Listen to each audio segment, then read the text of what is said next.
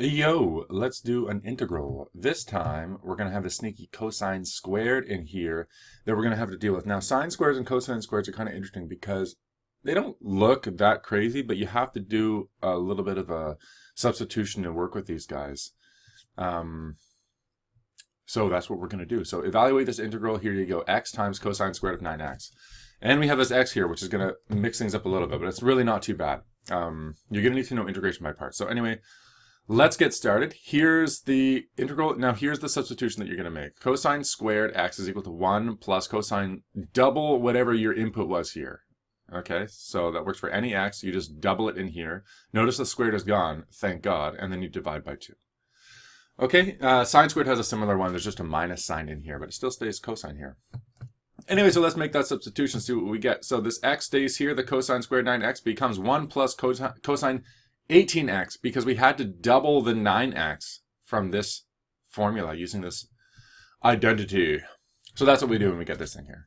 All right, let's clean this up a little bit. This looks a little bit messy. I don't want to deal with this right now, so let's clean it up. And I just I distribute the x in here, and then I split the fraction up. Okay, remember if you have two terms on the top of a fraction, you can split that, that fraction up.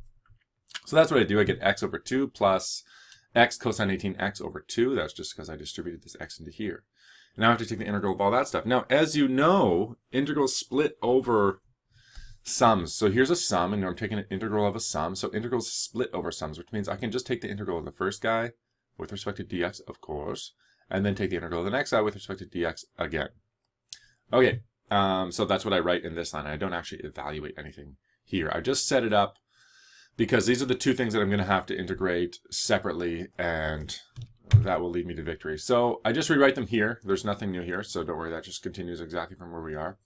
This one is easy. This is just a regular power thing. You just add 1 to the exponent, divide by whatever that new exponent is. In this case, it was 2, so I already had a 2 there. I had to divide by 2 again. That gives me a 4 there. Okay, now this guy's done. We're just going to kind of save him. You'll notice that throughout the rest of the question, he's just there on the left because he's done. Now we got to work with this one. Okay, this one is an integration by parts. Okay, you're only going to you have about 4 techniques in the course for evaluating integrals. The first one is, well, I guess 5 if you count just straight eyeballing it as a technique, which is a technique, right? So other than that, you have substitution, you have integration by parts, you have partial fractions, and trigonometric substitution. Those are only those 4 strategies. Okay, now it may seem intimidating, like all these different things you can integrate, but remember, you only have those 4, so you're gonna just like go through those 4, and then one of them, it has to be one of those 4, so don't panic too much. This one, substitution, is definitely not going to work. There's nothing you can set to your u such that your derivative is also going to be there in the question. If that's confusing, send me a message or something. That's very important for substitution that you understand. You can only pick things for which the derivative also exists in the question.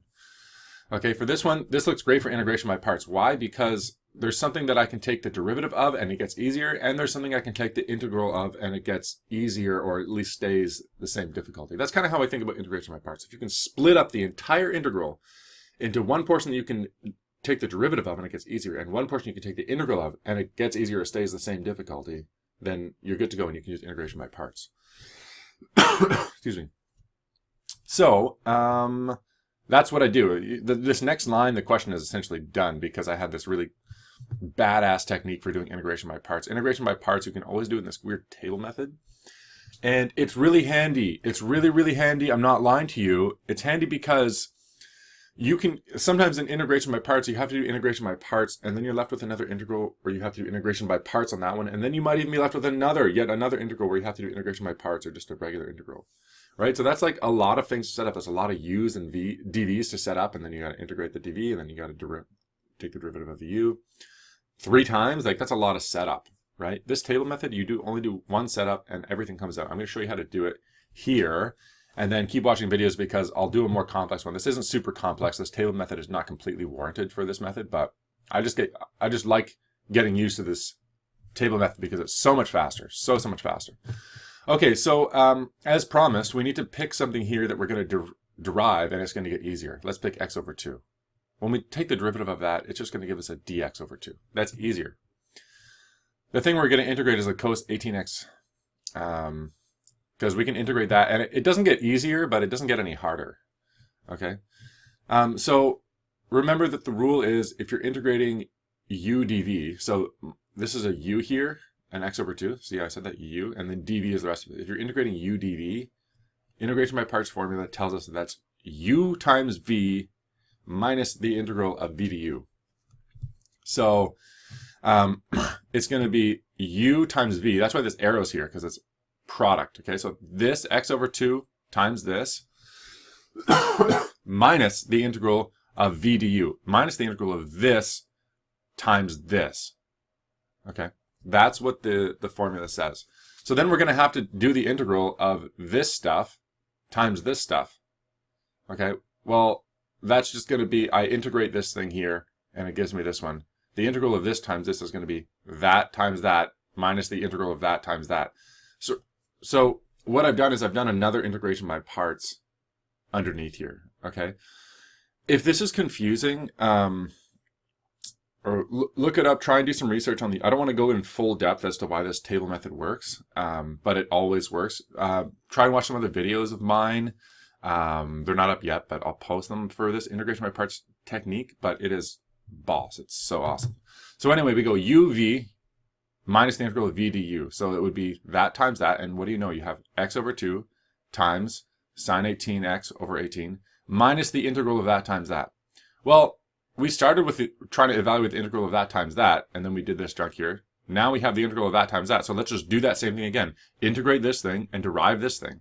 I call it a t here and an s just because I didn't want to use v again and u because we need new variable names. Okay, so we integrate this thing and we get this, and then we go this times this minus the integral of this times this. But the integral of this times this is 0, so that's just gone. So we're just going to have minus this times this, which is just the 1 over 2 stays. We don't care about the dx for this one, times the negative cos 18x over 18 times 18.